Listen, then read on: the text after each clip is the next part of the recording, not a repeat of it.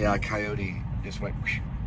What's interesting about the coyote is many Native American tribes, many of the tribes, they believe the coyote was the creator. That's what they believe. Yeah, I've read about it. It's in many myths all throughout history in the Native American culture. The coyote was the one that created it all.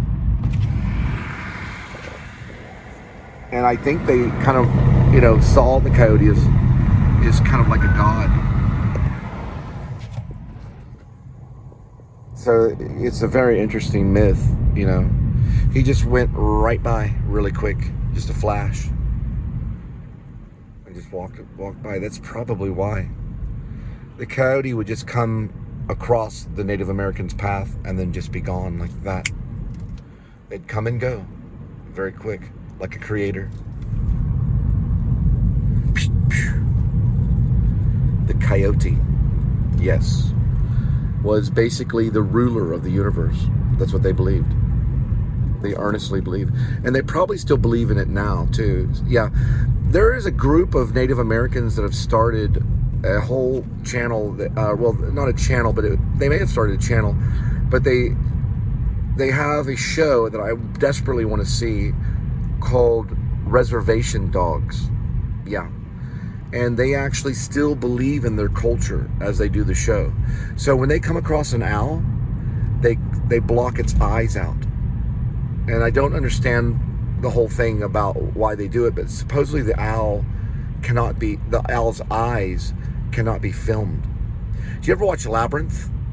Check out the movie Labyrinth with David Bowie. He has these shots of an owl looking into the camera, and you can see the owl's eyes. The Native Americans, this group that says Reservation Dogs, you'll never see that happen. Not that I know of. Usually when they show the owl, that they have tape over the owl's eyes. They block it out. Because they have the right to have that belief and that culture. You have the right to still represent my show and talk about faith and love. Right. Well, faith, hope, and love. You can say faith, hope, and love. Or you can say faith, love, and hope. The order doesn't matter as long as you mention the four. Faith, hope, love, and charity. You don't have to talk about Jesus. There's nothing. Jesus doesn't mind you just representing faith, love, hope, and charity. Talking about Jesus can get the door slammed in your face. Big time. You don't have to do it. You'll know when to speak of Jesus. But you don't have to, because it may not be your trip. But I promise you, faith is going to be your trip. Hope will be your trip. It'll be something that you know about. Love will be your trip. Somewhere down the road, you will come across love. And somewhere in your life, you'll know and learn about charity. So you don't have to talk. I'm not commanding you to go out there and be evangelical. I've even been to a non-evangelical church. You don't have to talk about Jesus. I'm not commanding you to do that. Hey, listen, they could say something about it. My suggestion to you, if they do, is read the New Testament, especially Luke. Read the book of Luke. Also read Matthew and John, Mark, and also read read Paul. You can't really read the book of Paul, but read the epistles. That's reading Paul. If you read the epistles, you'll know those are the letters to the churches. That's pretty much the book of Paul. That's basically what Paul was. That's what he was doing. They all wrote. Paul just wrote letters only. He was like a true Christian. It was just letters. And he went to the church. I don't even know if he signed them or not. He may not have. I don't know. They may have made him sign the letters. But the letters were most of the Bible. The New Testament, we're New Testament Christians. They're mostly letters. And it's written by a murderer. Paul murdered. He was a murderer. And he called himself the chief of sinners. He was the head sinner. He sinned more than you did. He was horrible. Right. He was a horrible guy. But he learned that he could be reborn again, that he could start over and be new again. And he wrote these epistles to epistle means letter. These letters to all the churches, Ephesus, Philippi. You can call the names of the church and you can mispronounce them. It's perfectly fine. All the different churches, Rome was there's a letter to Rome. Hebrews too. Rome was the Romans, right? He talked to the Romans.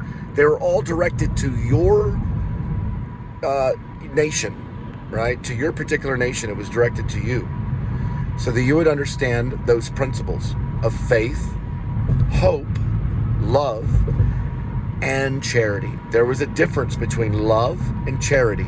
There is a difference between it.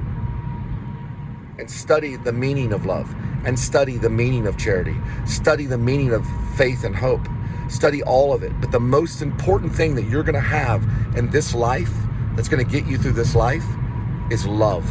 Love will get you there. It doesn't matter if you're Native American, or if you're Hindi, or if you're Chinese, or if you're Russian, or you believe in owls, or you believe that the coyotes are the creator. Love is still going to be the most important thing in your life. The one thing that we want more than anything, that police officer right there, the one thing he wants more than anything on this planet is love. He wants to be loved, right? That's why he has a lethal sidearm. That's why he has a bulletproof vest. That's why he's doing his job. And sometimes I'm envious because he's sacrificing his life to make sure that you're safe and that you're protected. If he does not understand those principles, he'll be removed from his office, meaning whatever he is, or he'll be removed from his career. Like he cannot operate without faith, hope, and love, and charity, or he will not be able to be a police officer. I promise you. It'll go wrong in his life, and he'll get lost. So if you forget about those principles, you're in trouble. If you have a problem with alcoholism, go seek help. You forgot about the principles, right? You forgot about faith if you have to drink alcohol every day and get drunk. If you have to drink alcohol every day, you forgot about hope. If you drink alcohol every day to get drunk, okay, then you forgot about what? You forgot about love. And if you drink alcohol every day to get drunk, you forgot about charity. You can't be giving if you do that. If you are drunk, you cannot be guided by God. If you are drunk, if you're a drunkard, you cannot be influenced by God. You can only be influenced by alcohol, which is the devil's business, right? So go get help. Don't go and represent my party drunk. I shame on you. Do not do that. Be sober when you knock on those doors. Be sober and be vigilant, because there's a lion out there. There's a beast out there that will consume you. You understand? So stay vigilant.